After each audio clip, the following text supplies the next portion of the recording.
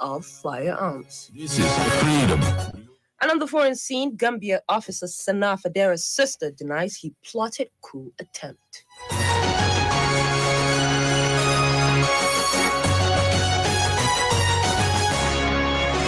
This is Freedom Global News. Good evening. You're listening to Freedom Global News on 99.5 FM. I am Zara Sanna. Today is the 27th of December, 2022, and now the news in full. President Muhammadu Buhari today condemned the heinous and senseless killing of a Lagos-based lawyer, Bolanle Rahim, by a trigger-happy Assistant Superintendent of Police, Durambi Vandi. Rahim was shot dead on Christmas Day by Vandi, who was attached to Ajuwe Police Station in Aja. The cop and his team were said to have tried to stop Rahim and her family members as they drove back home from a church service. Rahim was shot when the car she was in tried to make a U-turn under the Aja Bridge. The victim was rushed to a hospital but was confirmed dead. The president, in a statement by his media aide, Garba Shehu, assured the late lawyer's family and the Nigerian Bar Association, NBA, that justice must. Buhari said he was deeply shocked and saddened to learn of the brutal killing and directed the police authorities to take the strongest possible action against the culprit already held in detention. According to him, this incident is a stark reminder of the recurring menace of the mishandling of weapons and a wake-up call to law enforcement agencies, including the police, to ensure the full implementation of reforms instituted by the administration on the subject of weapons handling, as well as the protection of the rights of citizens. The Executive Secretary of the National Universities Commission, NUC, Professor Abubakar Rashid, has stressed the need to revitalize public schools in the country because it caters for the greater number of pupils. According to him, there is an urgent need for stakeholders to come together and join the government to address the crisis facing primary school education, especially in public schools. He stated this in his speech at the 100-year celebration of LEA Primary School Makarfi Central, established in 1922 with 14 pupils, organized by the Old Boys Association in Kaduna. He said the future of Nigeria's education lies in the quality of primary school education, especially public schools. The NUC boss, however, said that he was not underrating the contributions of private schools to the development of education in Nigeria, as they were filling gaps in the provision of education at all levels. On sports, Flying Eagles head coach Ladan Bosso says his team's immediate objective at the Africa Under-20 Cup of Nations will be to qualify for the 2023 World Cup. Muhammad Sani Uba has details of this and other sports updates. Nigerians team the Flying Eagles are in Group A of the Africa Under-20 Cup of Nations and will battle host nation Egypt as well as Senegal and Mozambique for a place in the quarterfinals. All four semi-finals at the tournament will automatically qualify for the 2023 World Cup, which will be held in Indonesia. Meanwhile, Flying Eagles head coach Ladan Bosso will call up 4 foreign-based professionals for the 2023 Under-20 Cup of Nations. Bosso has listed the quartet of Ibrahim Mohammed, Ahmed Abdullahi, and Lekan Oedele for the competition. All 4 players were part of the Flying Eagles squad that won the Wafubi Championship in May before moving abroad. Similarly, former Flying Eagles winger Yira So is reportedly close to joining Belgium Pro League club KRC Genk. According to reports, Genk will pay €6.5 million to secure the services of the player from Czech champion Slavia Prague. If the deal goes through, So will become the second most expensive player Genk ever signed, surpassing compatriot Paul Onuachu, who arrived from FC Midland for €6 million in 2019. In another update, fans of the Argentine team that claim football ultimate prize in the Qatar 2022 this month are lining up for tattoos of victorious captain Lionel Messi and the World Cup trophy. Many fans are inspired by the body of Argentine players such as Angel Di Maria, who has since recently spotted a World Cup tattoo on his right leg. And on tennis, Nigerian table tennis star Aruna Kwadiri has taken his adventure to Bahrain. Aruna recently announced his departure from the German club Fulda Basel after playing in the Bundesliga for 2.5 years. The Nigerian international has signed a short-term deal with the Bahrain side, SA 74, for the duration of the Arab Club Championship. Muhammad Sani Uba, Freedom Radio. The Global News is coming to you from Freedom Radio 99.5 FM. You can send your comments, opinions, and watch us live on Freedom Radio Nigeria on Facebook.com. You can get the link to the page on our website, freedomradionig.com, or call us through this number, 0824444163.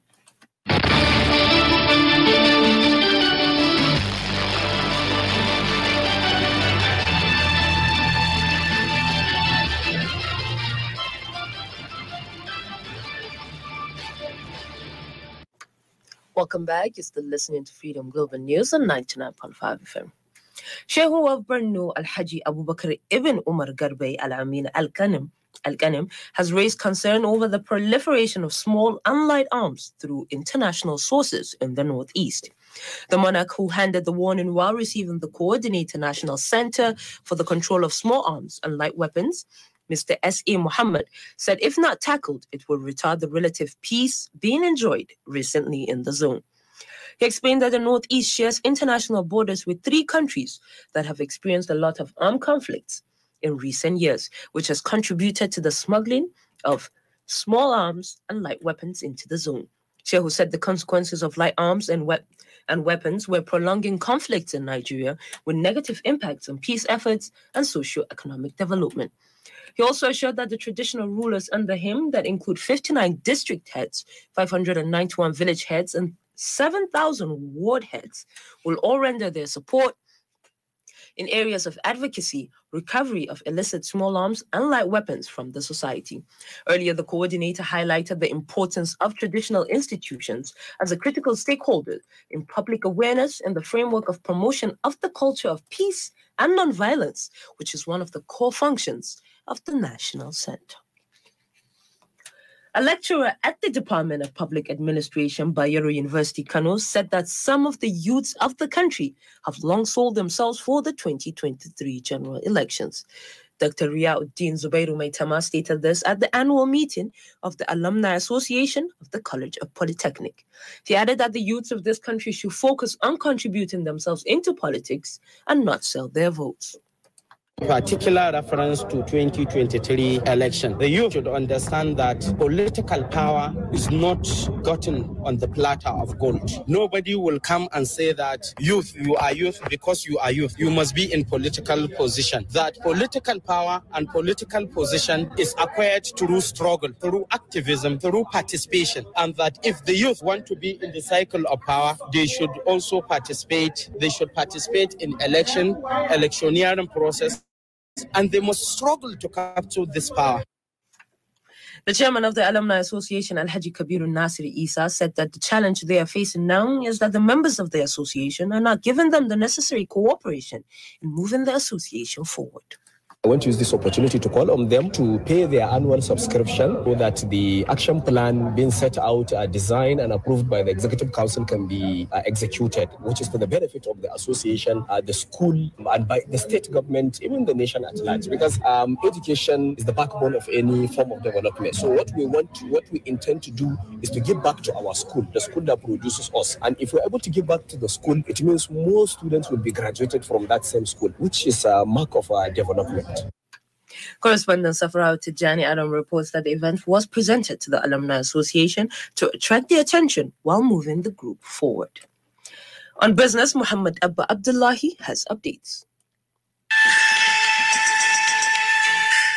At least 6,047 bank verification numbers of bank customers have been placed under the Central Bank of Nigeria watch list for fraudulent transactions. This was contained in the CBN Financial Stability June 2022 report published in December 2022. The report also noted that 11,871 VVNs have been watch listed as deceased person this year. It's noted that the assessment revealed some infrastructures and regulatory actions were taken. The report further noted that there were 2.72 million enrolled in the first half of this year, bringing the total number of enrolled BVNs to 54.65 million. Meanwhile, Managing Director, Lekki Port LFTZ Enterprises Limited, Lou Rugang, said the first phase of the Lekki Deep Sea Port is ready for official commissioning and commercial operations. Discounts at the promoters have opened decisions with potential operators of the liquid berth terminals for the commencement of the construction of phase 2 of the port. Rugang disclosed this at the end of the year. multimedia media party held in Lagos, he assured that all necessary arrangements are being made for the official commissioning of the port by President Muhammadu Buhari, after which the facility will commence full commercial operations. He noted that the terminal's operator, Lekki Freeport Terminal, was putting everything in place to achieve a world-class port experience, adding that the relevant agencies have been sensitized on their rules in this regard.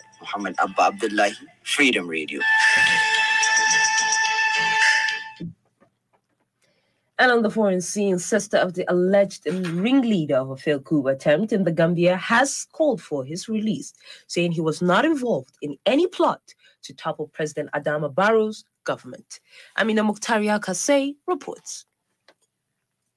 Lance Corporal Sana Fadera was arrested a week ago after the government accused him of masterminding an attempted coup. The government said that 2 more officers were detained over the weekend, which brings to 7 the number of arrests over the alleged plot. None of the accused has as yet been charged in court. In an interview, Alia Fadera, the eldest sister of the Lance Corporal, said he could not have plotted a coup as he was only a medic in the Navy with no access to weapons or influence in the military. Meanwhile, Ethiopian Airlines will resume flights to the capital of the war-torn northern region of Tigray starting on Wednesday, the first commercial flight of Tigray in about 18 months, the airline said in a statement. The announcement comes a day after a delegation of government officials and heads of public enterprises visited Mekelle to discuss the implementation of last month's peace agreement. The agreement, which included promises to restore services, ended 2 years of fighting between the Ethiopian federal government and allies against the Tigrayan forces, which have killed thousands and displaced millions. Ethiopian Airlines CEO Mesfin Tessio, who was part of the delegation to Mekelle, said in a statement, the resumption of the flights will enable families to reunite, facilitate the restoration of commercial activities, stimulate tourist flow, and bring many more opportunities which will serve the community. Amina Mukhtaria Kasey, Freedom Radio. And with that, we've come to the end of today's Global News. But before we leave, highlights of our top stories. President Muhammadu Buhari today condemned the heinous and senseless killing of a Lagos-based lawyer, Bolanle Rahim, by trigger-happy Assistant Superintendent of Police, Duran Bivandi. The Executive Secretary of the National Universities Commission, NUC, Professor Abubakar Rashid, has stressed the need to revitalize public schools in the country because it caters for the greater number of pupils. This is Freedom. Shehu of Borno Al-Haji Abubakar Ibn Umar Garbe Al-Amin Al-Ghanim has raised concern over the proliferation of small and light arms to international sources in the northeast. And on the foreign scene, sister of the alleged ringleader of a failed coup attempt in the Gambia has called for his release, saying he was not involved in any plot to topple President Adama Barrow's government. This is Freedom. On behalf of the entire production team and I, Zahar Sanna, thank you for listening.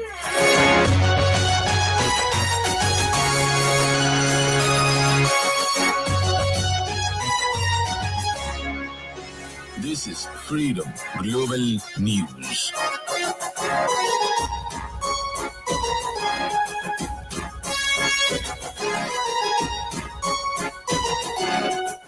Thank you, Zahra Zanna from the News and Current Affairs Department of Freedom Radio 99.5 FM. We come up with the global news.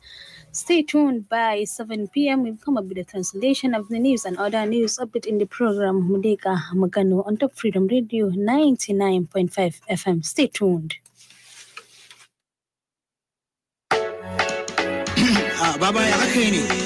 Ba komai ka gani lada goma ne ka amsa sallama wato shikenan sabon da zaka bayar no the name is start with a pro wato that's the boss and it's 2000 show next is yawa ba so yake ina da kyau bara kana da wanka sanyi nake yi ku kunna mini fanka fadan mata da miji kai dai ba wanka za su shira sannan fadin zai dawo kanka kamar ka tafi da nauyi na ina da nuno ba ku sani ba da gudu daga kanno muna tabo ga makiya mu ba su kanzo ba sa ganewa kamar ma abota kango masoya kuna biya na babu bashi Freedom Pop